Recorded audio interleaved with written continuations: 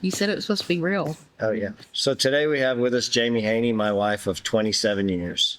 Jayme's journey includes unimaginable loss, family trauma, raising children with Fragile X syndrome, and living nearly a decade with stage 4 metastatic breast cancer to the bone after being given a diagnosis of a 2 to 3 year life expectancy. But more than anything, this is a story about resilience, perspective, and continuing to live even when life keeps testing you.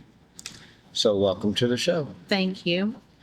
Let's start just talking about your life, your family. So where were you born? Were you born to a mom, dad, brothers, sisters? I was born in Fort Worth, Texas. I've always lived in the surrounding area my whole life.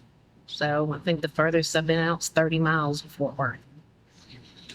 Born with my mom and dad. I had an older brother when I was born. I had a brother that would have been older than me that was passed away when I was already born. And then I have a younger brother born after me. So your brother that passed away before, was that from your...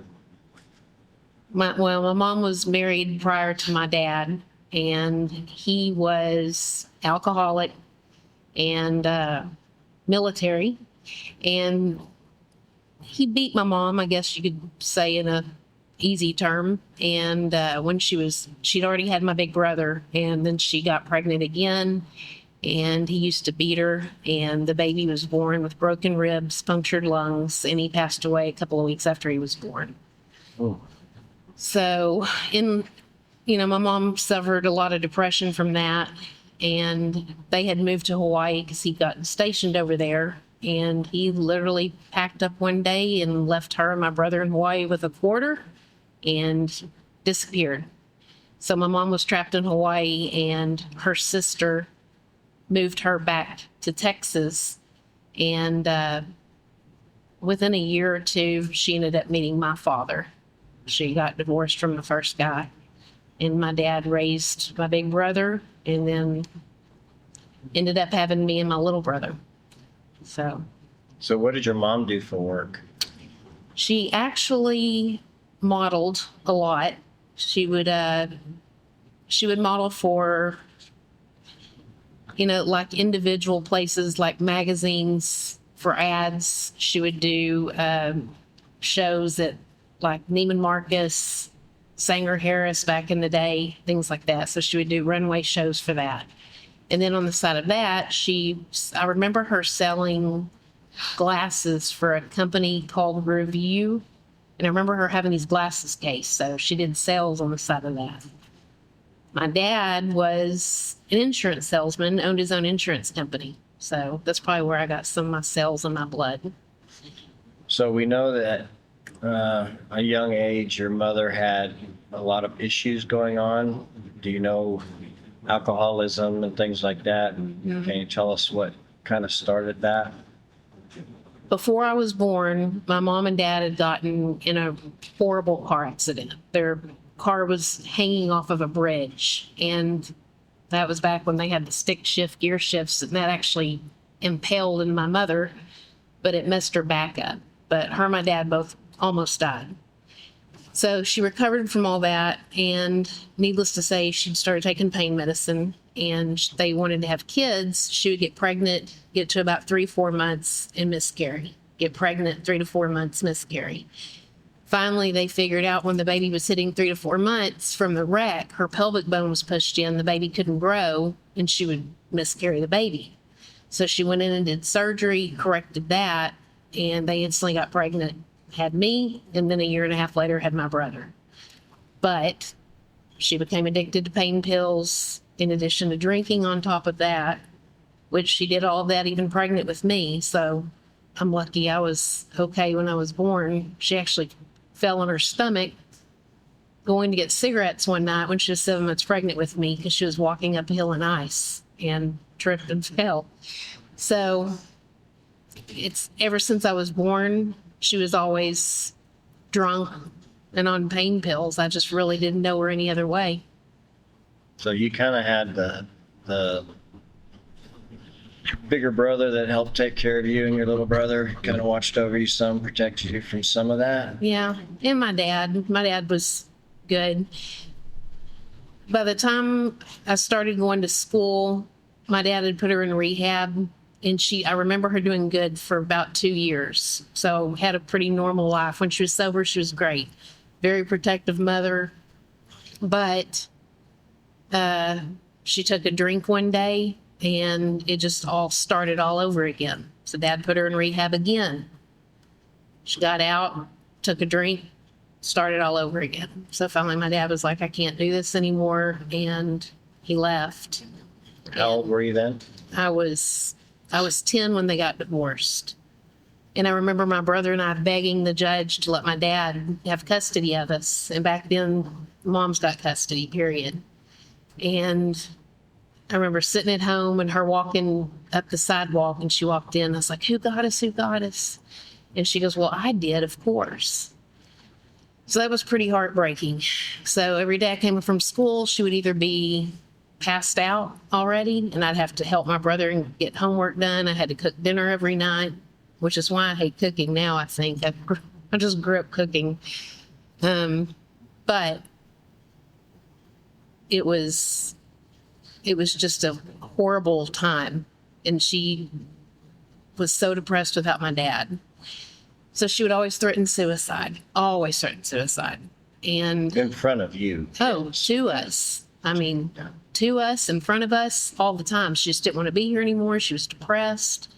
She had a crappy childhood. She moved out and got married at 16 because her childhood was horrible. So finally one night she was drunk, and she was threatening to put dry cleaning bags over mine and my brother's heads, and she was going to kill us, and then she was going to kill herself. So I grabbed my little brother by the hand and told her I hated her and never wanted to see her again. We took off and walked out the door. Back then, cell phones weren't a thing. This was in the 80s. And we walked about half a mile to a convenience store to call my dad. My dad came and got us. He called my big brother. He was 21, 22 at the time. And my big brother went over that night and stayed with her. My little brother went back the next day. Both the boys were mama's boys. They loved my mom. I was just resentful. I was done. I feel like if we would stay there, she probably would have killed us. So she quit drinking during that time. My big brother watched over her. She would try to call me, and I'd just hang up on her. Told her I hated her. Just didn't want to see her again. I was done. I was just 13 done. then? 13. That was in April.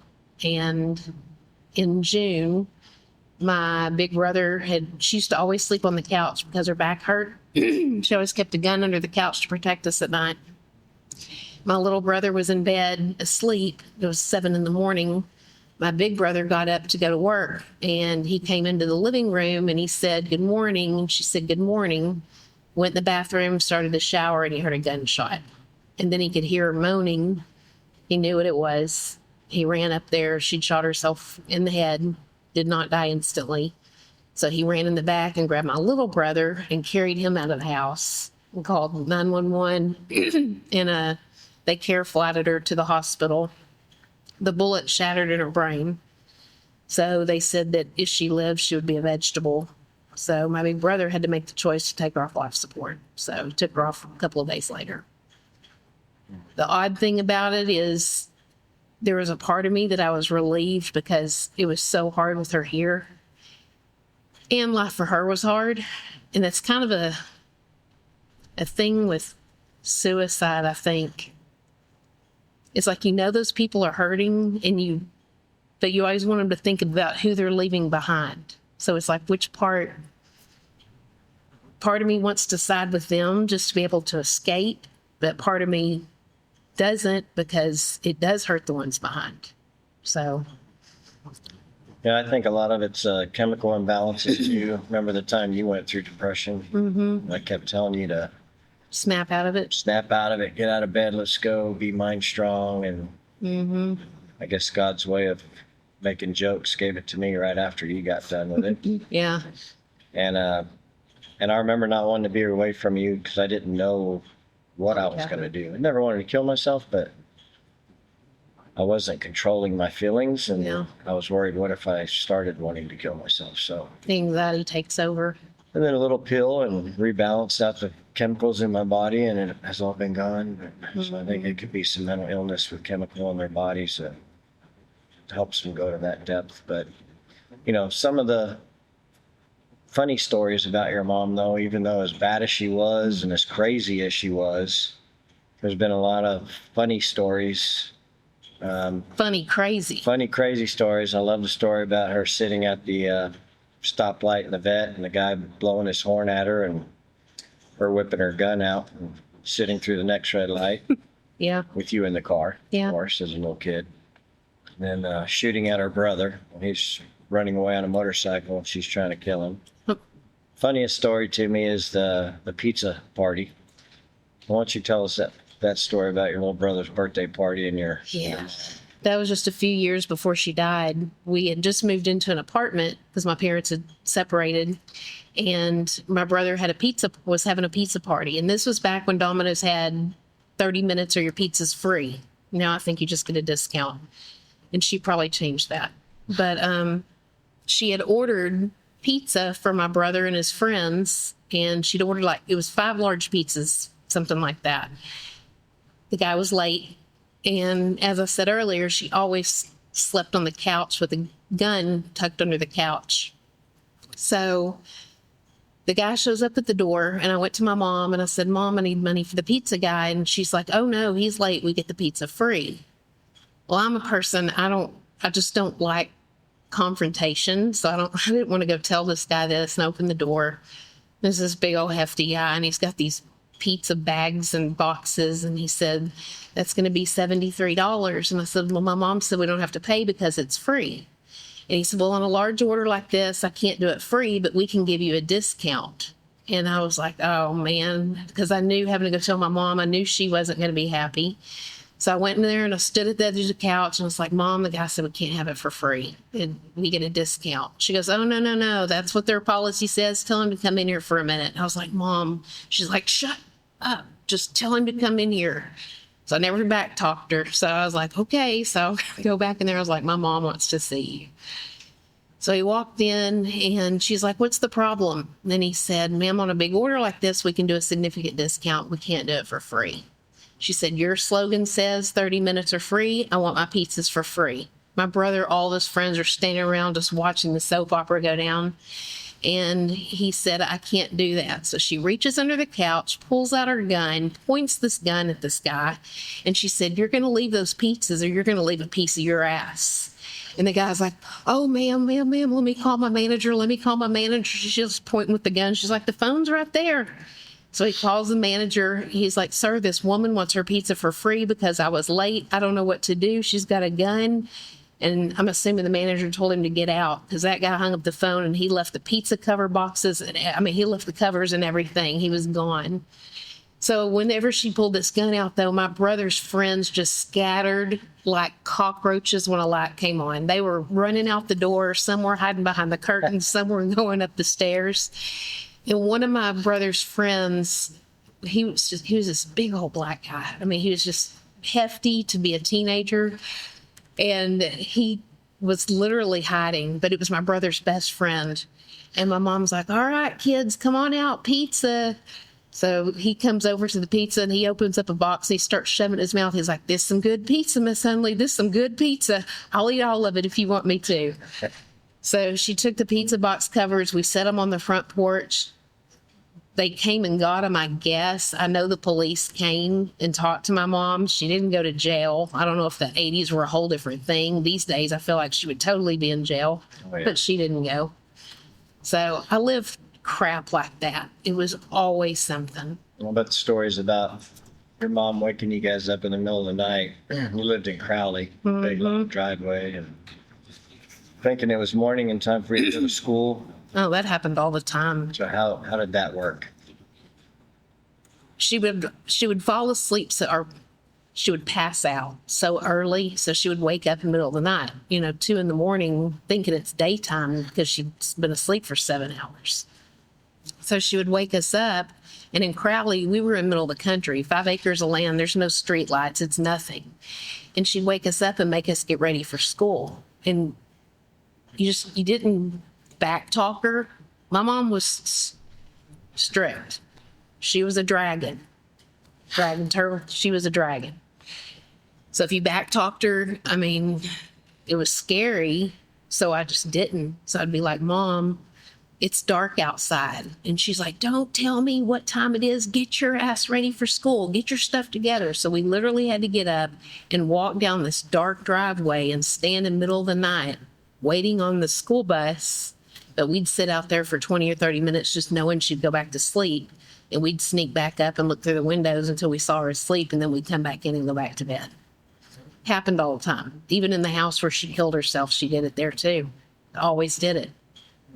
So never had peaceful nights. So did you have any thoughts back then of what your life was going to be with her when things like that would happen? Yeah. I mean, I remember, I was 13 though when she died. So I didn't have a huge outlook on life, but I do remember sitting there worrying when I had kids. I didn't want them to be around her. So like I said, when she died, it was sad, but a part of me was just so relieved because if she would have been here, she would have forced herself in our lives. Would she have been sober by then? I don't know. I have no idea. But I know it was a lot of years I didn't have to suffer through. My brothers would have rather her been here, but she was mean to me, and I think meaner to me probably because some of it, I look a lot like my dad's sister, and she resented that because I look like my dad's family more than her.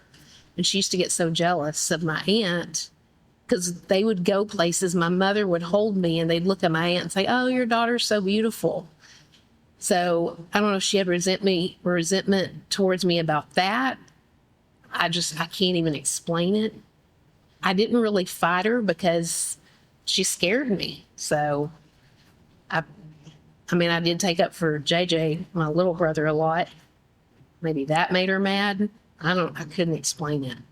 But you were very close to your aunt. After that, she kind of became your step-in mom. Oh, yeah. Even though she lived 5 hours away. Right. But yeah, she filled in if ever needed things. I'd go spend the summers with her. I was actually at her house when my mom shot herself.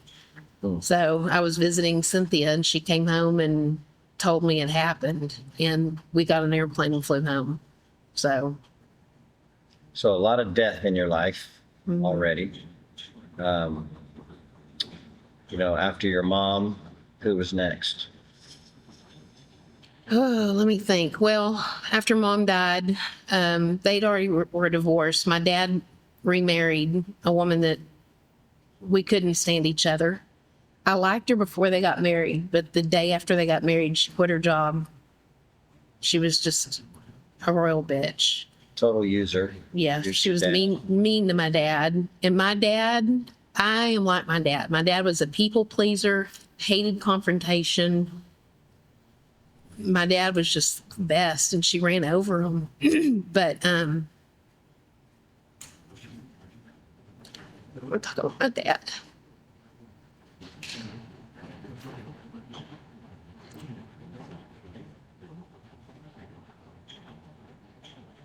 I don't think it's about that.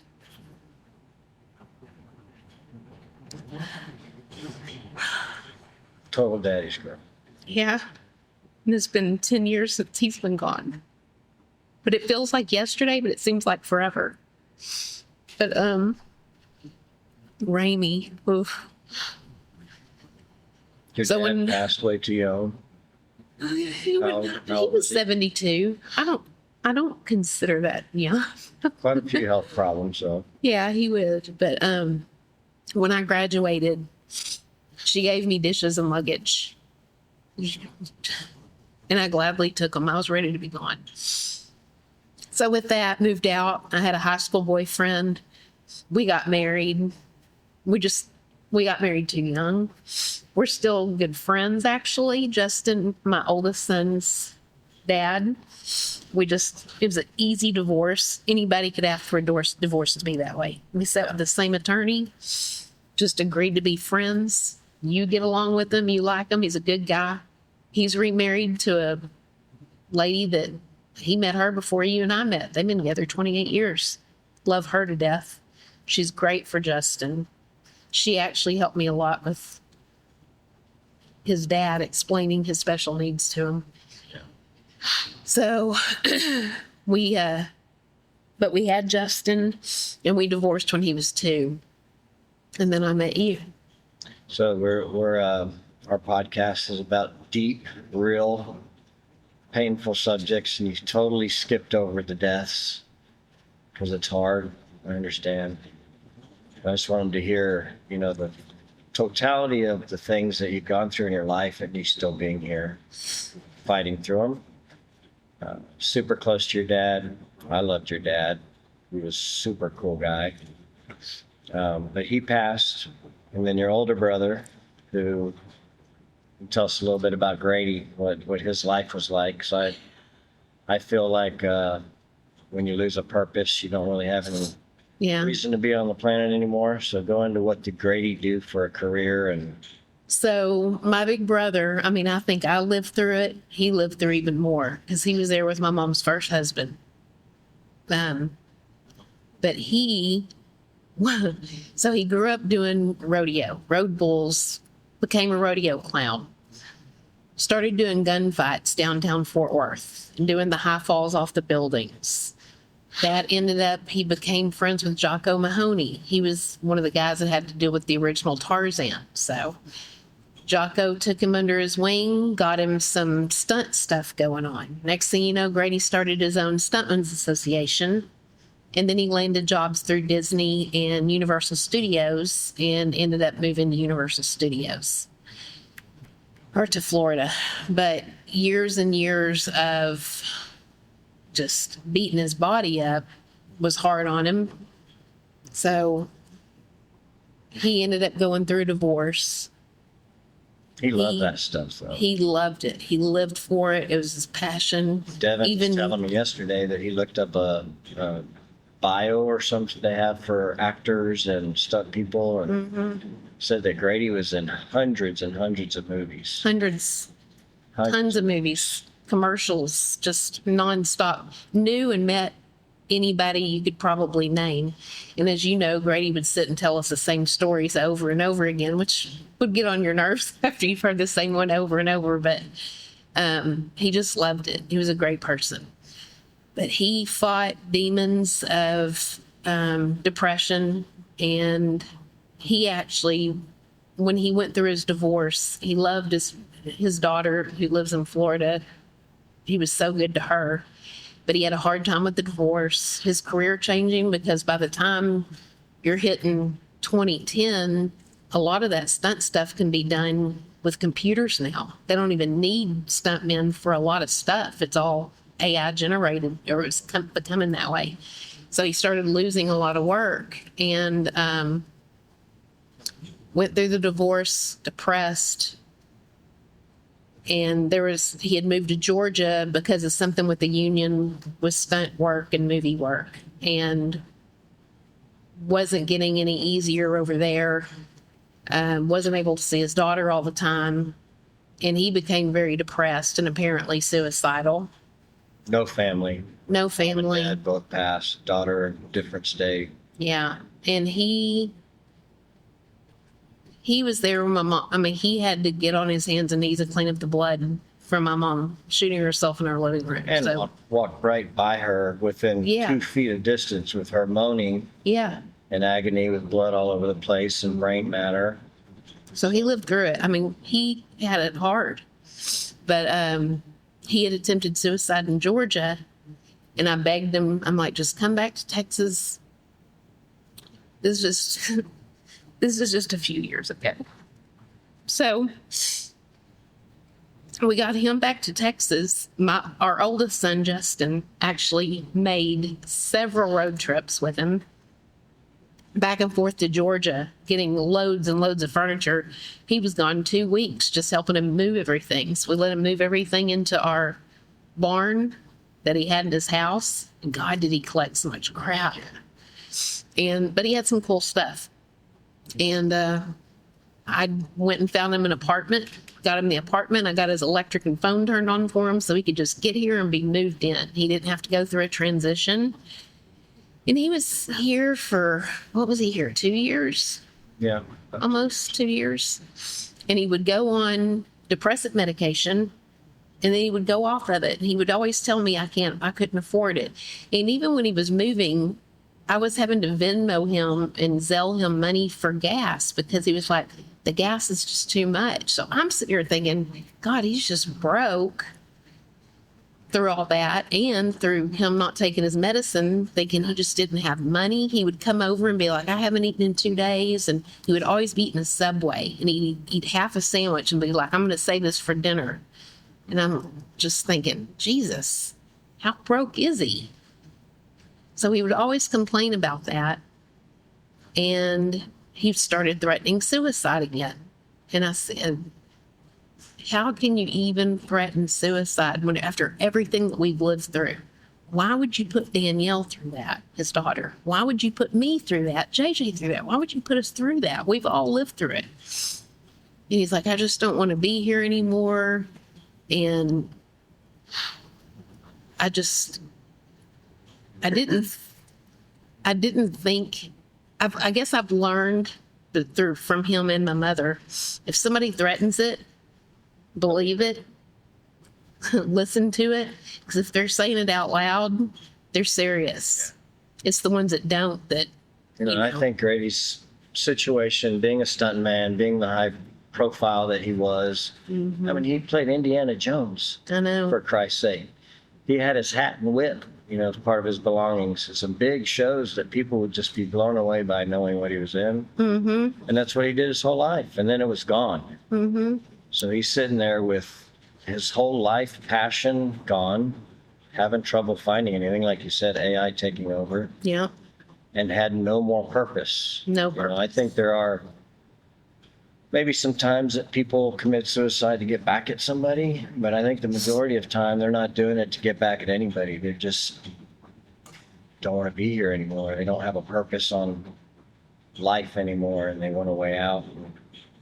And that wasn't too awfully long after COVID. COVID, he was stuck alone in that apartment all by himself for months. I mean, the world was shut down. He was just all alone all the time. Yeah. So he ended up overdosing, taking his life. He had called me on Friday, upset because he was having to move out of his apartment, saying, I just can't move again. I can't do this again. I can't do this again. I'm like, Grady, there's places you can go to. I'll help you find an apartment. And he's like, you just don't understand. He hung up on me.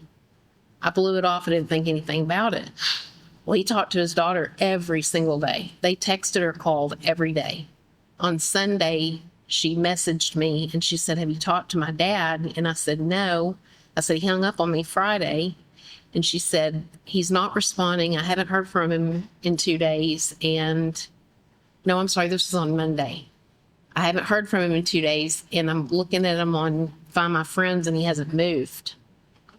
So I said, I'll go over there. So I hung up and you instantly said, you are not going over there. Call and get a wellness check done. So they had to break the apartment door down and he was in there overdosed. He'd been gone for a couple of days. So then that was the whole realm of having to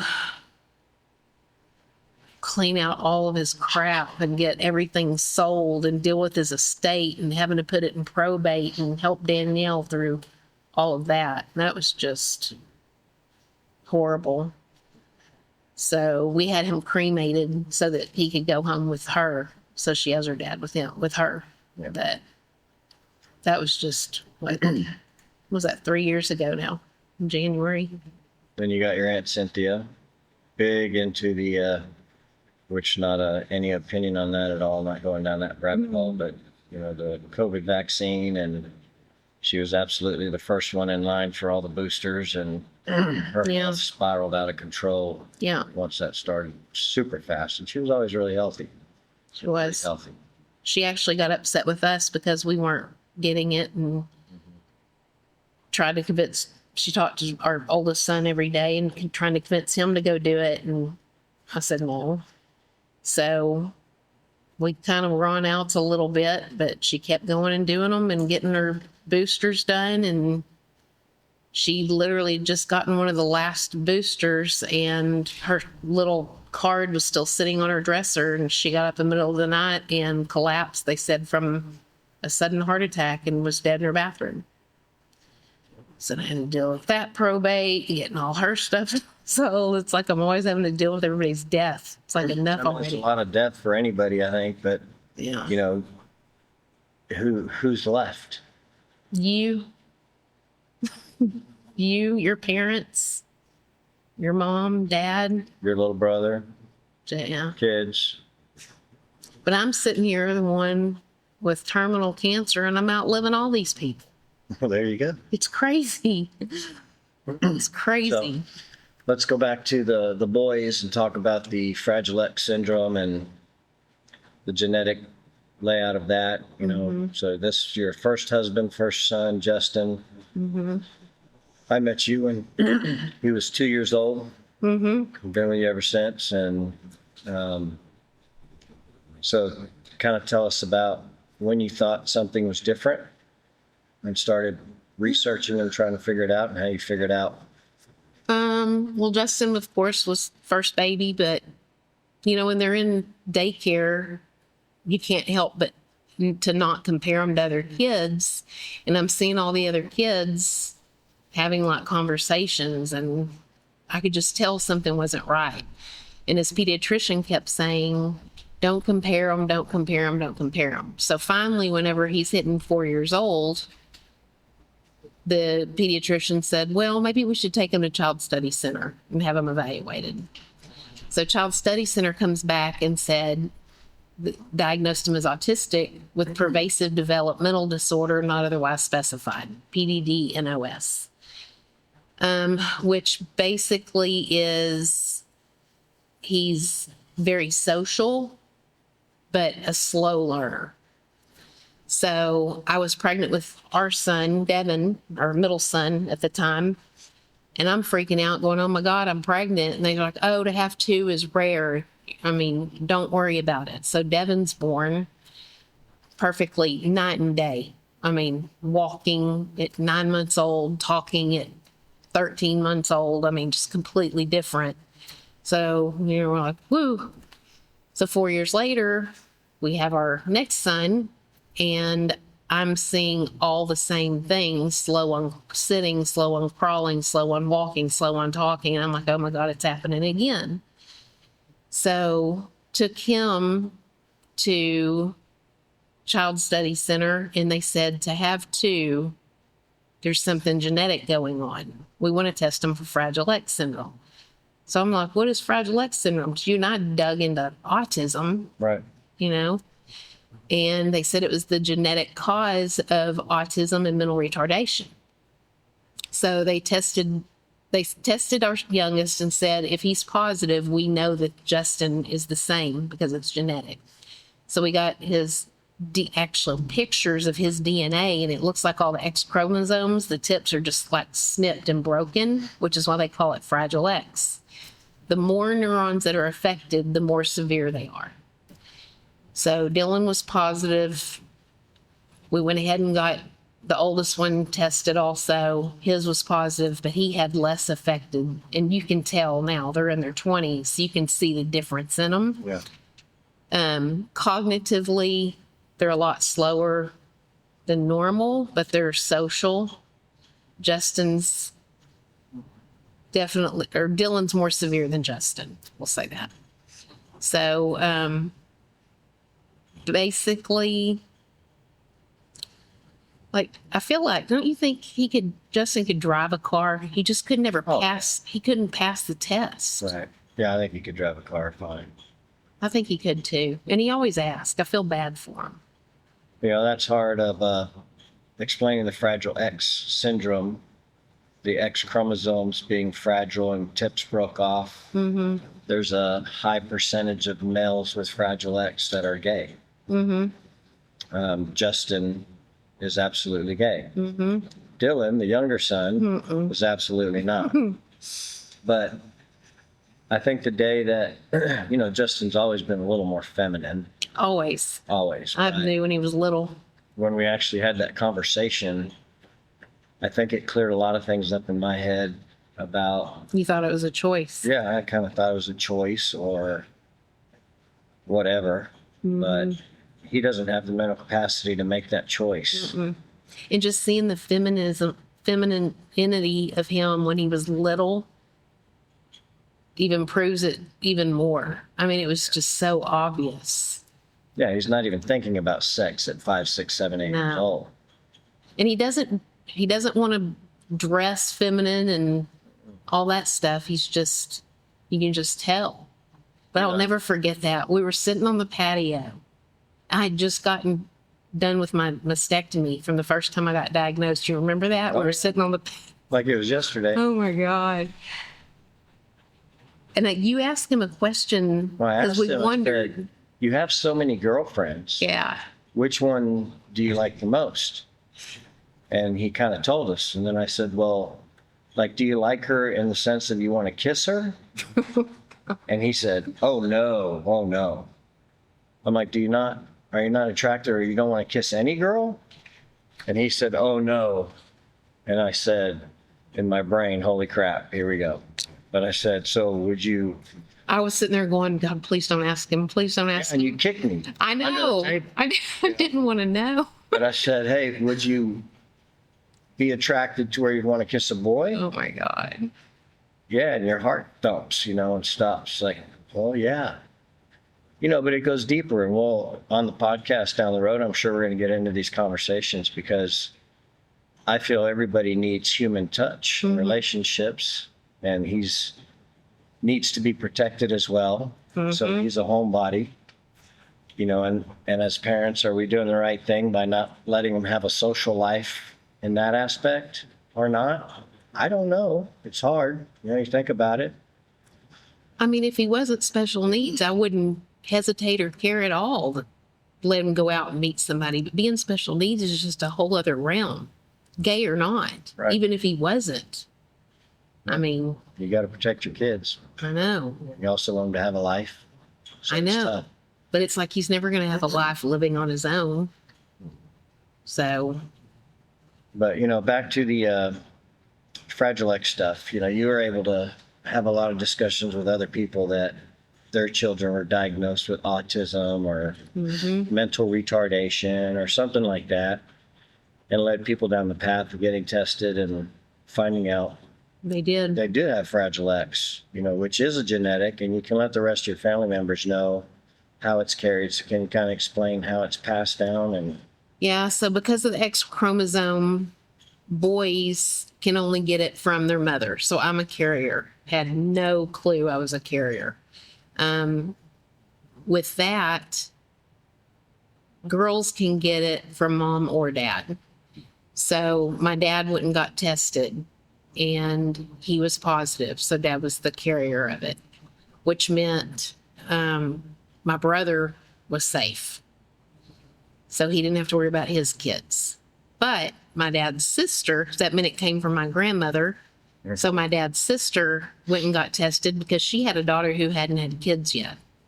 And his sister tested negative. So dad got the gene. Cynthia did not. But it explained a lot because my grandmother had 13 brothers and sisters. And there was a couple of cousins in there that had mental retardation. So the gene was there. And when my dad brought it up to the family, I mean, these are all old people. They just didn't want, Hicks. yeah, the old Hicks. They didn't want to hear it. They didn't want to, wanted nothing to do with it. I'm like, it's so important to know though. Because like even for us, our middle son who's not affected, he could be a carrier. But this day and time, he can actually make a sound decision with his wife. They can go in and pull sperm that's not affected. And I know that you and I have had this discussion that you feel like it's playing God. yeah, And I've been asked a lot, well, how do we handle our special needs kids? And we just do. Like, to me, I think God gives special needs to people that can handle them. Like, Yeah. I wouldn't change it for the world. yeah, We have a good time with those boys. I just, you feel like it's playing God. I think of it differently. I feel like it's playing God if you're sitting there choosing because you want to have a boy or a girl, or choosing because you want to have blonde hair and blue eyes. But to sit there and do it to make sure you have a medically, what am I saying? Not medically, just Someone a that can healthy have a baby. regular life. Yes, just to have a healthy baby. I don't, other than that, you know, and that, of course, that's Devin's choice and his wife's choice. But other than that, I wouldn't want to choose any of those other things, even if the opportunity arose. I just want to know it's a healthy baby. That's what Renee and Duncan did whenever they had to go, and because they weren't able to have kids. So they literally just chose ones that were healthy. They didn't know the sex. They didn't know anything else. That's all they did. So I don't think it's playing God when you go that route. I say that because I wouldn't want Devin to have to worry and like, look what we're planning, you know? It's horrible. Yeah, so we don't want the state to take care of our children. Yeah. And so we have to plan for after we're gone and make sure that Yeah. they're taken care of. And And it's like after we're gone, we've got it set up where we have him, but I feel like we need a train of people. Because what happens if he's killed in a car wreck? yeah, Who's next, you know? What if the boys live to be 80, 90 years old? Fragile X doesn't have any shortening of life No. expectations. It's just, Yeah. So I just wouldn't want him, if he's able to go in and prevent it, just to have a healthy baby. I would love that for them, just so they don't have to, and to live with it and deal with it and all the stuff. It's a lot, even though they're great.